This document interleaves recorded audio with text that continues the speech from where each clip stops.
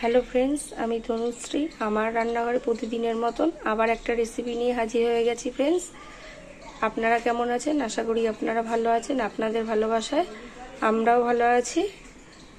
আমার রেসিপিটা দেখার জন্য সবাইকে জানাই স্বাগত। আজকের রেসিপিটা হচ্ছে এগ কারি মশলা। তার জন্য আমার কী কী লাগছে দেখুন ফ্রেন্ডস। থালির মধ্যে নিয়ে নিয়েছি পেঁয়াজ কেটে, গোটা গরম মশলা কিছু, গোটা গোলমরিচ, এলাচ, লং, এলাচ, দারচিনি, শুকনো লঙ্কা, আদা, রসুন, দুটো টমেটো, চালমগজ, কাজু বাদাম। আগে থেকে ডিমটাকে আমি বয়েল করে নিয়েছি।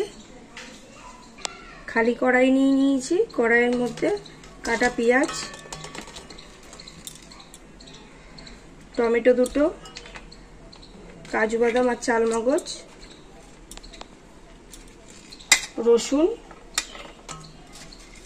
দুটো তেজপাতা, গোটা শুকনো লঙ্কা, লং, এলাচ, দারচিনি, গোলমরিচ গোটা, তার সাথে কুচনো আদা।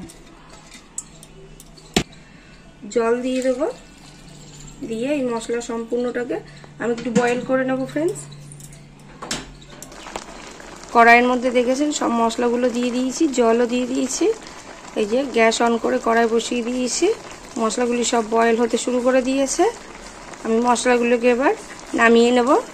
নিয়ে মিক্সি বলে পেস্ট করে নেব। মশলাটা খুব ভালো করেই সেদ্ধ করতে হবে। দেখুন একদম নরম হয়ে গেছে পেঁয়াজ, টমেটো সব কিছু। এবার আমি এটাকে নামিয়ে নেব। বাটিতে বেসন নিয়ে নিয়েছি, তার মধ্যে একটু নুনও দিয়ে দিয়েছি। জল দিয়ে বেসনটাকে একটুখানি গুলে নেব।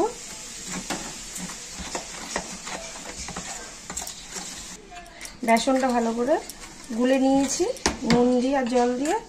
ডিমগুলো সেদ্ধ করে রেখেছিলাম, ডিমগুলোকে হাফ হাফ করে দেখুন কেটে নিয়েছি। গ্যাস অন করে ফ্রাই প্যান বসিয়ে দিয়েছি। ফ্রাই প্যানে আমি সরষের তেলও দিয়ে দিয়েছি। তেল গরম হয়ে গেছে। ডিমগুলো বেসনের মধ্যে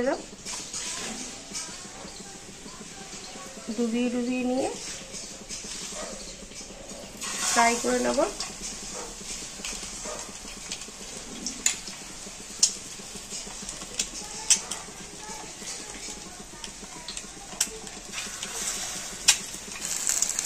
বেসনে ডুবিয়ে ডুবিয়ে সবকটা ডিম ফ্রাই করতে দিয়ে দিয়েছি।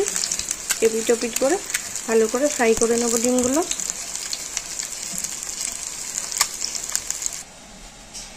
বেসন দিয়ে ডিমগুলো সব ভেজে নিয়েছি ফ্রেন্ডস দেখো। আর বয়েল করা সব মশলাগুলো সেগুলোও বেটে নিয়েছি। ডিম ভাজা গরম তেলের মধ্যে ফোড়ন দিয়ে দেব গোটা জিরে। ফোড়নটা ভেজে নেব একটু।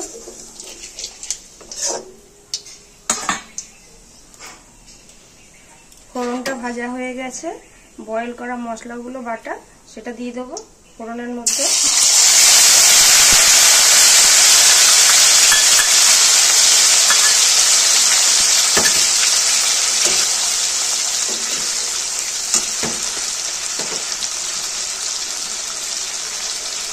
নুন দিয়ে দেবো।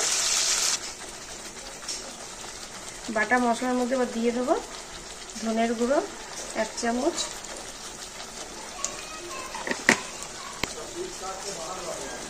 জিরের গুঁড়ো 1 চামচ, লঙ্কার গুঁড়ো 1 চামচ, হলুদ পরিমাণ মতো। কষাবো।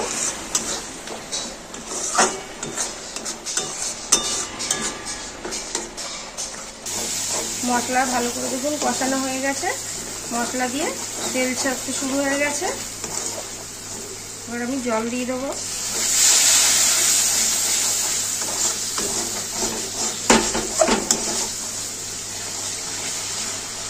পরিমাণ মতন জল দিয়ে দিচ্ছি। তার জল দেবো না। পরিমাণ মতন জল দিয়ে দিচ্ছি। জলটা ফুটতেও শুরু করে দিয়েছে। স্বাদ মতন একটু নুন দিয়ে দেবো। ব্যাস তৈরি হয়ে গেছে এগ কারি মশলা। আমি এবার এটাকে নামিয়ে নেব। আগে থেকে যে ডিমটাকে ফ্রাই করে রেখেছিলাম তার উপর দিয়ে ঢেলে দেবো।